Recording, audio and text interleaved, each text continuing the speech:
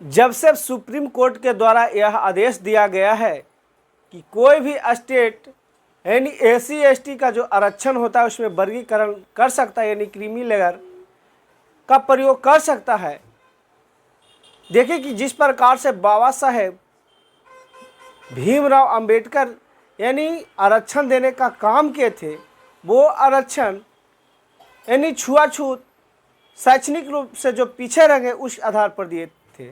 लेकिन आज देखिए कि जिस प्रकार से आरक्षण का नाम दिया जा रहा है आर्थिक स्थिति के आधार पर, उसके बाद देखिए कि जब से सुप्रीम कोर्ट के द्वारा यह आदेश दिया गया कि क्रीमी लेयर यानी एसी एसटी आरक्षण में प्रयोग किया जाएगा, उसके बाद देखिए कि पूरे देश में दलितों में किस प्रकार से आक्रोश पैदा हुआ है और दलित के तमाम नेता यानी जो बहुजन समाज के तमाम नेता, चाहे बहन जी हो, चाहे चंद्रशेखर आज़ाद हो, चाहे चिराग पासवान हो, तमाम लोग आवाज़ उठाने का काम कर रहे हैं कि क्रीमी लेयर प्रयोग नहीं होने देंगे।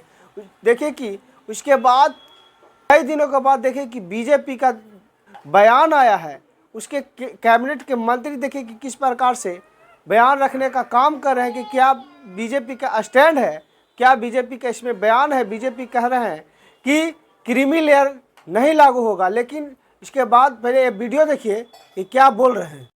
अभी जो हाल ही में माननीय सुप्रीम कोर्ट ने आरक्षण के विषय पर एक जजमेंट दिया है। इस जजमेंट ने सुप्रीम कोर्ट ने एससी और एसटी के रिजर्वेशन के विषय में कुछ सुझाव दिए। आज माननीय प्रधानमंत्री जी की अध्यक्षता में कैबिनेट में इस विषय पर विस्तृत चर्चा हुई है और कैबिनेट का सुविचारित वेल थॉट थ्रू मत है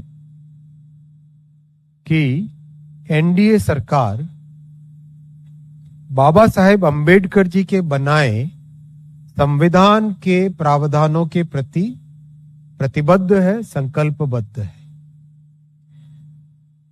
बाबा साहेब अंबेडकर जी के संविधान के अनुसार एससी और एसटी के रिजर्वेशन में क्रीमी लेयर का कोई प्रावधान नहीं है। कैबिनेट का सुविचारित मत है, वेल थॉट थ्रू डिसीजन है कि बाबा साहेब अंबेडकर के संविधान के अनुसार ही एससी और एसटी का रिजर्वेशन की व्यवस्था होनी चाहिए। ये साथियों 5 बड़े फैसले आपके सामने रखे। तो सुन चुके होंगे कि क्या बीजेपी का इसमें बयान है, देश के प्रधानमंत्री क्या कुछ कह रहे हैं, लेकिन फिर भी जो दलित के नेता हैं, चाहे बहन जी हो, चाहे चंद्रशेखर आज़ाद हो, चाहे नवाब सतपाल तंवर हो, मानने को तैयार नहीं है। उनका मांग है शस्त्र चल रहा संसद भवन में, उसमें सभी को बुलाकर इस पर संशोधन की बात किया जाए, तब उसके बाद हम लोग मानेंगे। देखिए कि क्या बहन जी आज प्रेस कॉन्फ्रेंस करके अचानक यानी प्रेस कॉन्फ्रेंस बुलाना, उसके बाद इस पर क्या वो बयान दे रहे हैं, वो बात सुनिए। उसके बाद आप लोग का क्या प्रतिक्रिया होगा हमारे साथ साझा जरूर करेंगे। माननीय प्रधानमंत्री जी ने उन्हें ये आश्वासन दिया कि एससी व एसटी वर्गों के आरक्षण में क्रीमी लेयर तथा उनका उप वर्गीकरण नहीं होने दिया जाएगा, इस पर गौर किया जाएगा।